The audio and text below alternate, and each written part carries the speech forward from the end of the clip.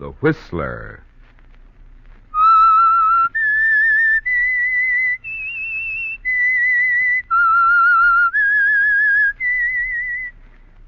Sit back and enjoy another strange story by The Whistler.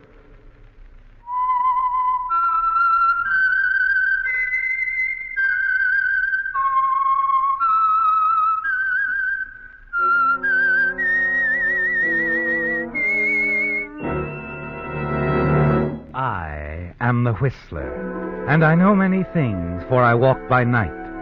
I know many strange tales hidden in the hearts of men and women who have stepped into the shadows. Yes, I know the nameless terrors of which they dare not speak. And now The Whistler's strange story. You Can't Trust a Stranger.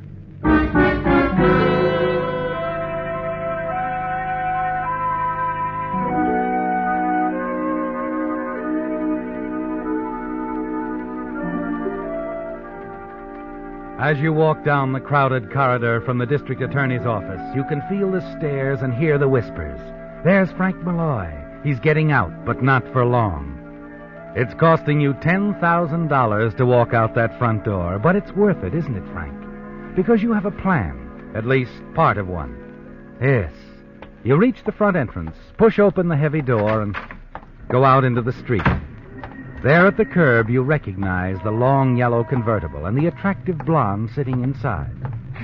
She slides over as you slip in behind the wheel.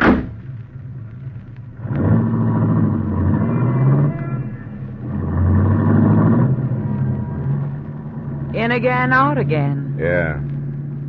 How was jail this time? Lay off, Vivian. From what I read in the papers, they're going to put you away for a long, long time after the small formality of a trial. Well, don't believe everything you read. I'm not going on trial. You aren't? No. Not going to be around long enough to give him a chance. You're going to jump bail. That's exactly what I'm going to do. You'll lose your $10,000 bond. Doesn't matter. I've got plenty, and it's put away where I can get at it in a hurry. Where will you go? We're going together, baby. I'm ready, Frank. I don't know how or where we're going, but we're getting out of the States. We can beat it to Havana and then maybe South America. I'll get a divorce and we're all set. We've got enough money to last us the rest of our lives. That sounds wonderful, but how do you expect to get away? The moment they miss you, they'll be watching for you everywhere. Yeah, I know. DA wants to see me in a couple of days. So whatever we're going to do, we're going to have to move fast. Well, we can't just take a plane or a train. Before we start running, Frank, we have to think of something, some kind of plan. Yeah, I know. What about a private plane and pilot? Let's find out about it right away. No. There's something else I've got to find out first. What do you mean? I'm going out to the ranch. I'm going to see my wife. You're going out to see Martha? That's right. Why? Vivian, didn't you ever wonder how the district attorney got hold of all my records and books that I kept? Do you think I sent them to him? Do you think I wanted the smoothest gambling syndicate in the state to come crashing down around my neck? No, but somebody else did. It had to be somebody I trusted, somebody close to me. I want to be sure it wasn't Martha. But, Frank, don't you... And they have enough on me to put me away for 20 years.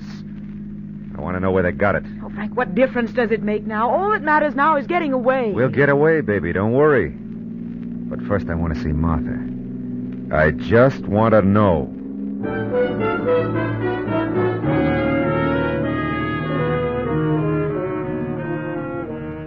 As you drive through the city and across the Bay Bridge, your thoughts dwell upon your wife, Martha, don't they, Frank? You begin to think back, wondering just how much Martha knew about you and your organization. Wondering if she knew about Vivian or any of the others.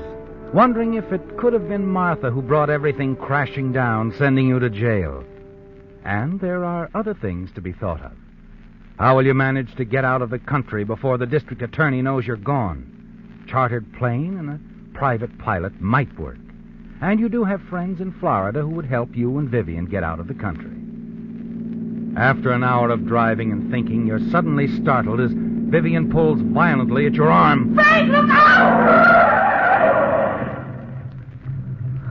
Did I hit him?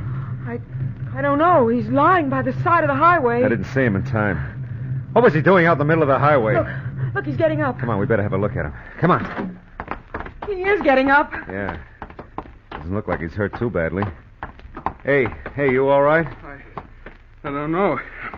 I think so. What were you doing out in the middle of the highway? I was trying to catch a ride. Does anything feel broken? No, I don't think so. I saw you coming right at me, and I dove for the side of the road. You didn't hit me. Oh, that's a relief. Looks like my trousers are finished. You're sure you're all right? Yeah. Forget it. It's my own fault for standing in the middle of the highway. What's your name? My name? Yeah. Chuck. Why? Well, Chuck, I feel kind of bad about this. I think the least I can do is offer you a ride. Do something about those trousers, too. Forget it. It's my fault. Well, we can't leave you standing here. We're going another 10 miles. Okay. Let me get my hat out of the ditch. Frank, you have to give him a lift. He admits it was his fault. Let's get out of here. Didn't you notice something, Vivian? Something real interesting about that fella? What are you talking about? Look, he's just turned around. Look at him. Now look at me. Notice anything? Frank. See it? Looks a lot like me, huh? Yeah. Same size, build, even his features. Yeah, if I worked it out right, I could get away with it. Get away with what? Just think, Vivian. How much easier it would be for us to get away if everybody thought that I was dead.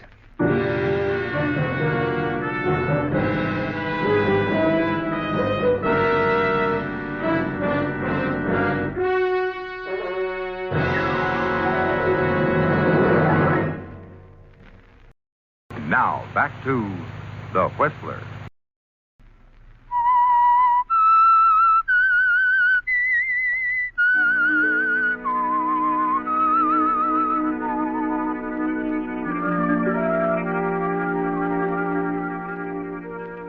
Almost every piece of the plan seems to fit together, doesn't it, Frank? If the police thought you were dead, you and Vivian could take your time about getting out of the country. You could go knowing they weren't watching for you. You study the man whom you almost hit on the highway, and already you're planning the last few hours of his life. I'll be real nice to him, Vivian, and get him to talk about himself. We have to find out as much about him as we can. You just leave it to me, Frank. Okay. All set, Chuck? Yeah. Let's go then, huh?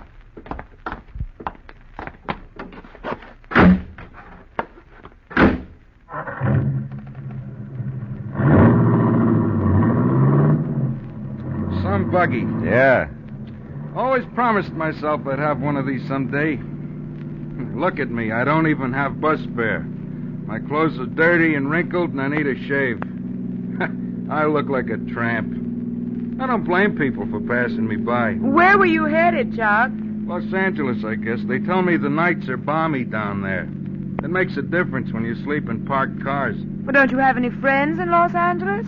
I don't have any friends anywhere. Well, that's a pretty broad statement, Chuck. Must have friends somewhere. Maybe back home, huh? I wouldn't know. I haven't been home in a long time. Been everywhere else. Australia, Africa, Brazil. Been working on freighters. Just got back to the States last week. Just last week, huh? Right. Been gone nearly 5 years. Oh, where is your home? I come from a place called Hyannis. Ever hear it? It's in Massachusetts, Cape Cod. No, never heard of it. It's a fishing village. Oh. Still, it doesn't seem possible that a man doesn't have any friends. Oh, you must have a girlfriend. Yeah. Had a girl once in Hyannis. Her name was Mamie. Mamie? It was a long time ago when I was young and foolish. Whatever happened to Mamie? I wouldn't know. I wrote her for a while, but when I didn't get any answer to my letters, I just forgot about Mamie. Say, Chuck, tell me, what kind of work do you do? I'm one of those guys who can do anything until you pin me down, and then it turns out I can't do much of anything. Well, I'm sure you'll fit in somewhere, someday. Just haven't run into it yet. Maybe. In the meantime, I like drifting around the world. I'm talking too much. I don't get the chance to talk to people very often, especially about myself. Everybody likes to talk about themselves. What are you going to do when you get back to L.A.? Look for work, I guess. I'm broke. Well, if you really want a job, Chuck, maybe I can do something for you. What do you mean? Well, did you ever tend bar? No. Well, I own a string of bars throughout the valley. If you're willing to learn, maybe I can put you to work as a bartender. Me, a bartender? A guy's on his feet a lot in that kind of work. You can make good money. Yeah, I can believe that. But tell me something. Why all the interest in me? Well, we might have run over you, maybe killed you. I think the least Frank can do is try and help you out a little. Do you think I could learn to tend bar? Oh, I'm sure you could, Chuck. It's an interesting proposition, Mr. Malloy. Just call me Frank. I'm Vivian, Chuck. Hi. How do you like that? Yesterday I was bumming around. Today I'm going to be a bartender. Who knows what'll happen tomorrow?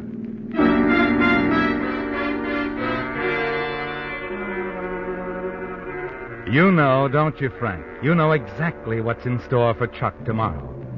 As a matter of fact, you wonder if he'll even be alive tomorrow. Because now you're certain that he will do fine as a part of your plan. No one knows about him. No one even knows where he is. No one would miss him if he disappeared. He assured you of that. As you turn off the main highway toward your small ranch, you already have the first stages of the plan ready. You stop the car at the gate. I have to take care of some business here, Chuck. You go with Vivian. She'll put you up for the afternoon. Whatever you say, boss. Take him to my apartment, huh? Here's his key. I'll call you. When? As soon as I've made the arrangements we were talking about. Will they take long? No. Everything will be taken care of by tonight. Tonight. Yeah.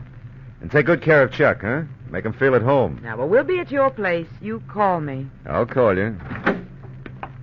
Well, I'll see you later tonight, Chuck. Sure thing, Mr. Malloy. Bye, baby. Bye.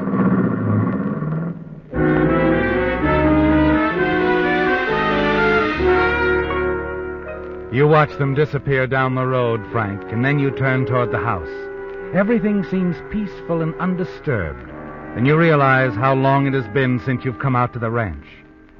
As you reach the steps and put your hand to the door knocker, you wonder if Martha will be surprised to see you.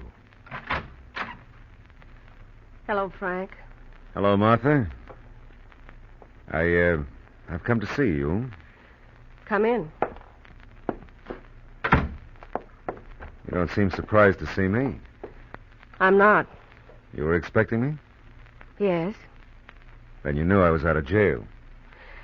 Sit down, Frank. Would you like a cup of coffee? No, nothing, except... Martha, I think you know who turned me into the district attorney.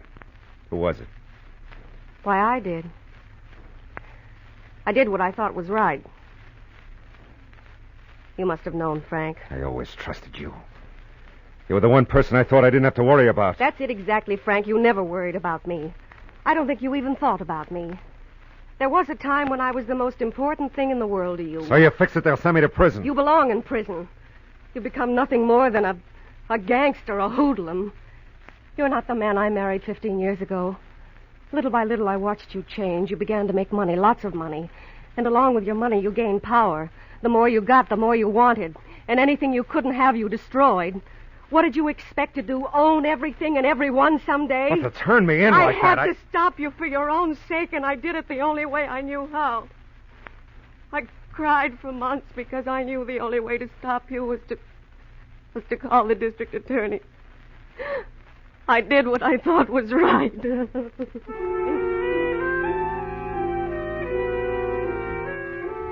And now you know, Frank. You know who betrayed you and why it was done. You begin to pace around the room, walking faster and faster, bumping into things and knocking them over. And suddenly you stop in front of the mantel. You see the clock, and the feeling of rage subsides. You realize that by 9 o'clock tonight, things will be all right. And Martha, conscientious Martha, will have a strange punishment, won't she, Frank? She'll always believe she sent you to your death. After a long silence, Martha throws a shawl over her shoulders and walks outside.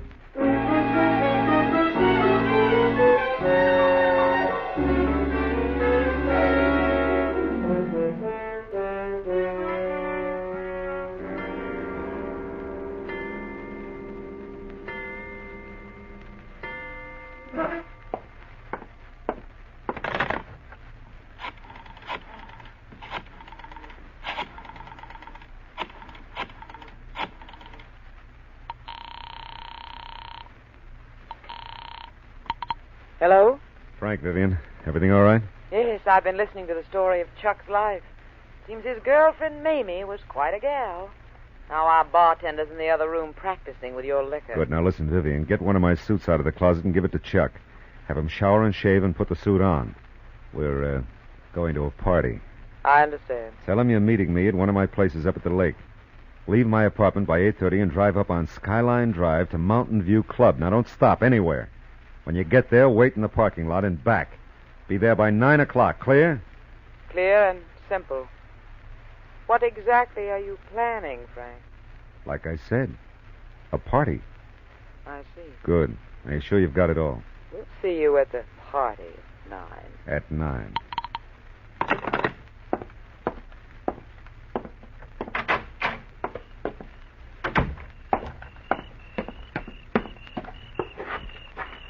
What are you doing out here, Martha?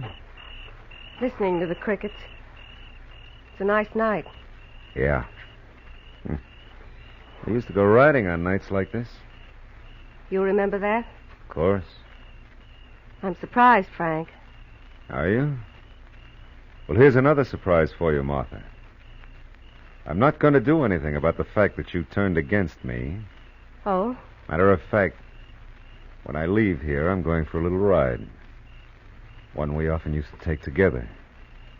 Along Skyline Drive. Frank, what have you got on your mind? Just you, Martha.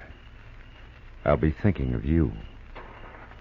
I'll get my coat, Oh, Frank. no, Martha. Wouldn't be right for you to go anywhere with a hoodlum, a criminal. Frank. Goodbye, Martha. Remember, I'll be thinking of you.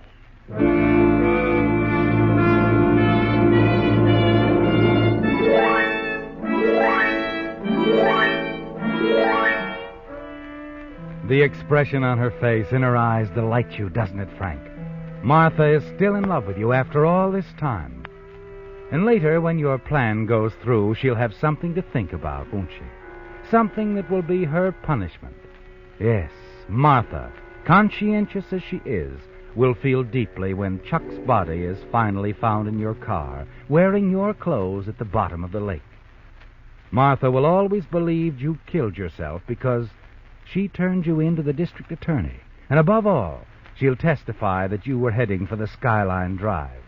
That part will help eliminate the identification problem. High up on Skyline Drive, you pull into the parking lot of the darkened club, where you agreed to meet Vivian. A few minutes later, the headlights of her car come into view. Right on time. What? Oh, hi, Mr. Malloy. Didn't know you were here yet. Say, thanks for the suit.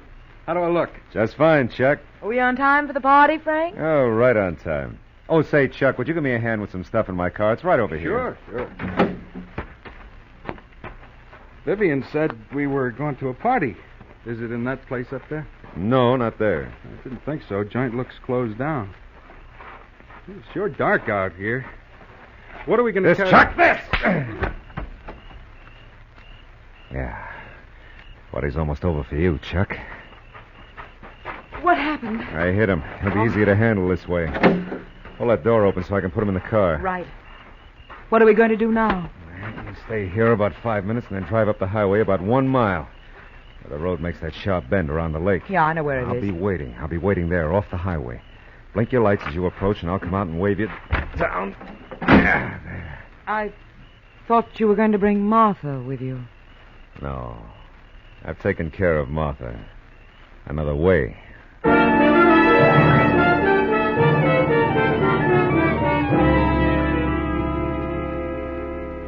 You drive out of the parking lot, and in a few minutes you reach the sharp curve in the highway, pull over and stop where the edge drops off into the deep end of the lake. Then it only takes seconds to drag Chuck's body to the front seat behind the wheel. Carefully, you go through his pockets and remove everything. Then plant your belongings in his pockets. You put your ring and watch on him. Then everything is ready. push the clutch in, put the car in gear. As you jump back away from the car, it jerks forward and over the ledge.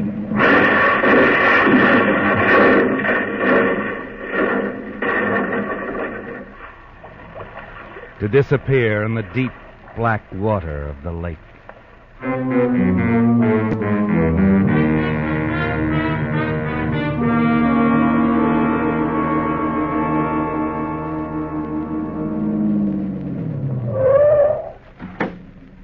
Is it all over?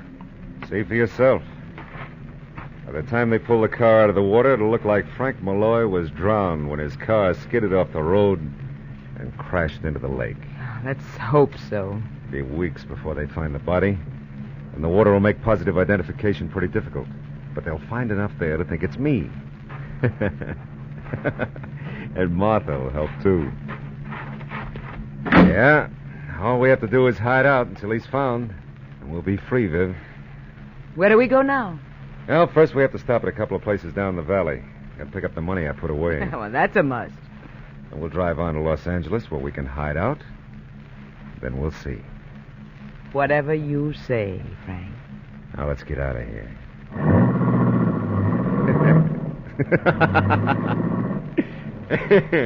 You know, it's funny how Martha tried to send me to jail. When she recognizes my clothes, her story, more than anything, will help to set me free.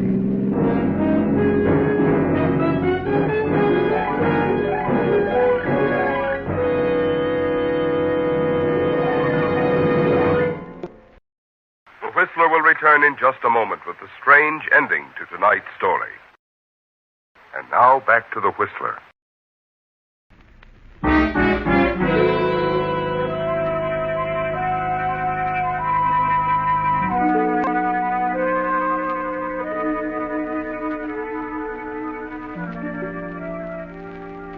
One morning, 2 months later, you open your eyes in a hotel just outside the city of Los Angeles, don't you, Frank? Yes, you've been here 2 months, waiting for someone to find the body of Chuck and identify him as you, the missing Frank Malloy. And last night's paper carried the story you've been waiting for, the story of your death. Now it'll be safe to change your name and leave the country with Vivian. Everything has gone perfectly, hasn't it, Frank? You stretch out on the bed and your hand drops down to touch the small handbag you've kept beside you. The bag containing over $100,000. Suddenly you sit up, realizing the bag is gone. You get up and search the room frantically, but the money isn't there. Operator. Operator! Oh. Yes, sir? Would you connect me with room 303, Miss Vivian Smith, and hurry? Yes, sir. Well, I'm sorry, sir, but Miss Smith checked out of the hotel about an hour ago. What? Did she leave a message? Nothing, sir. Anything else, sir? No. Nothing. Who's there? Vivian. Vivian. Vivian, the bag with the money. That's what you looking for? Who are you? He's from the police department, darling. The police? Yes, he picked me up at the airport.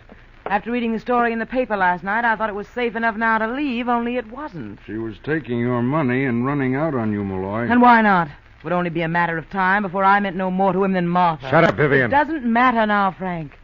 Sure doesn't. You see, the newspaper story was just to get you out in the open. Some fishermen did find a body in the lake, but after all this time, it was a little hard to identify. He was wearing your clothes, Malloy, and was in your car.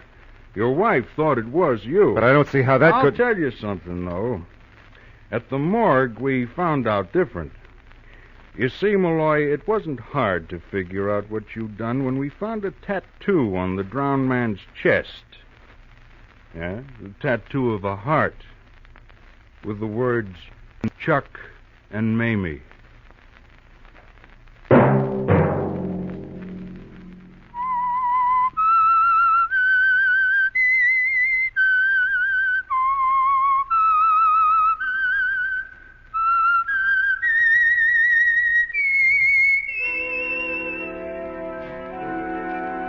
Let that whistle be your signal for the Whistler each Sunday night at this same time.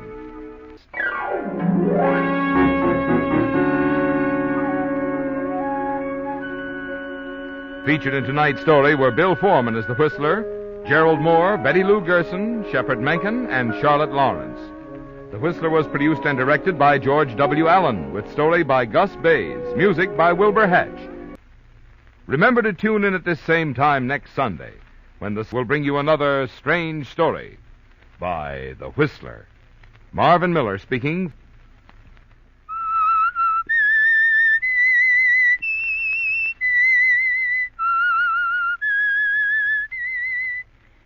This is the CBS Radio Network.